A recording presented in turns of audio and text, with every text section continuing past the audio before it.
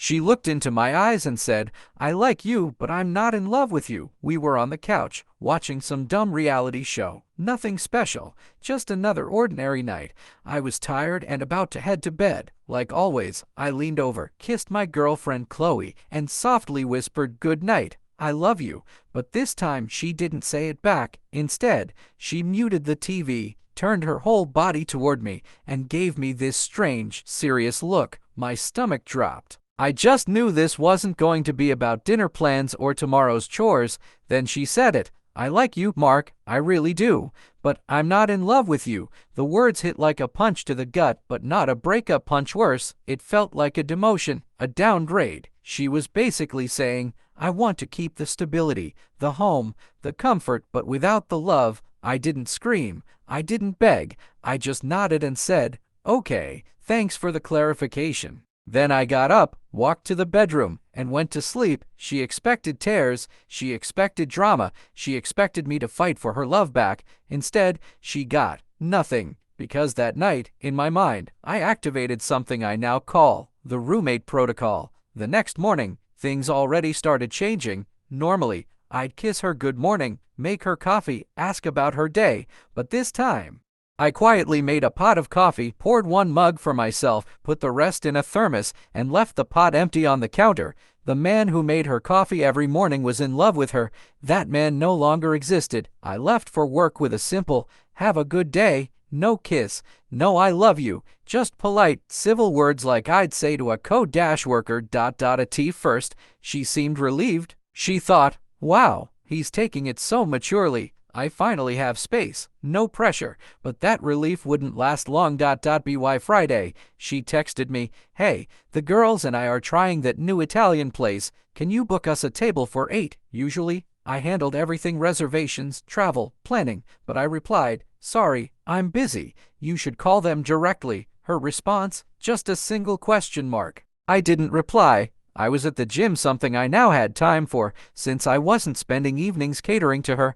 That weekend, I went grocery shopping. I bought everything I needed for the week: steaks, chicken, snacks for myself, but none of her favorite things. No almond milk, no gluten-free bread, no special snacks. When she noticed, she asked, "Did you go shopping?" "Yep," I said, casually slicing chicken. "You didn't get any of my stuff." "Oh, sorry, I just grabbed my list. I can send you half the receipt for the shared stuff." Her face pure shock. In 2 years, I'd never asked her to split groceries, but again, the man who spoiled her was in love. The roommate, he just pays his half. Soon, her car started acting up. Normally, I'd either fix it myself or take it to my mechanic. This time, when she asked, I just said, "That sounds stressful. You should get a few quotes. Yelp has some good shops."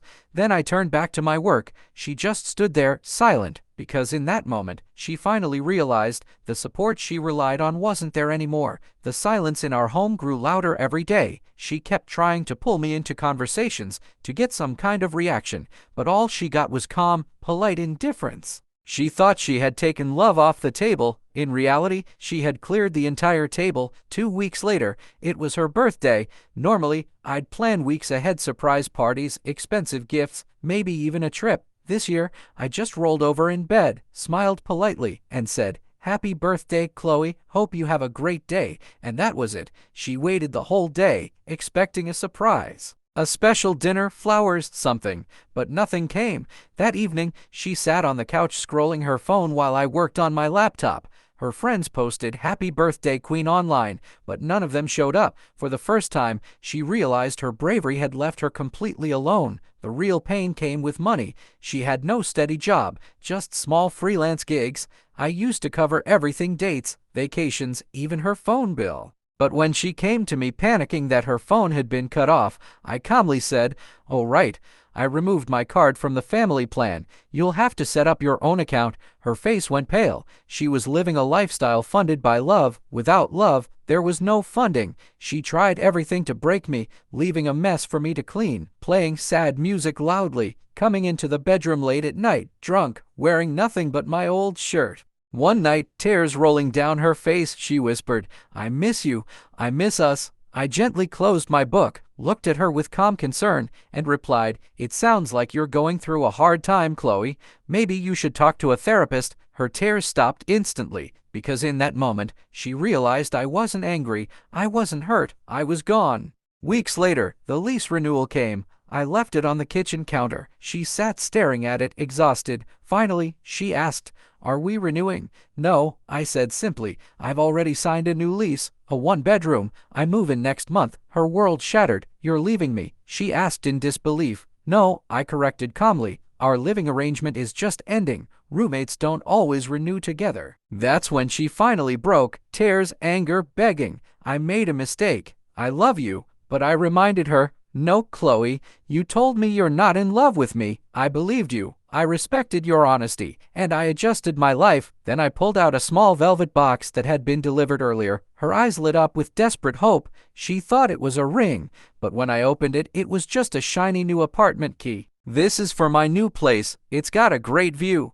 The hope in her eyes died instantly. She finally understood. Love wasn't something she could downgrade and expect to keep. Now, there are 30 days left on our lease. She has exactly what she asked for: a life with a man who isn't in love with her. And in 30 days, I'll be free. Thanks for watching. Don't forget to like, comment, and subscribe to Home Exposed for more shocking Reddit stories.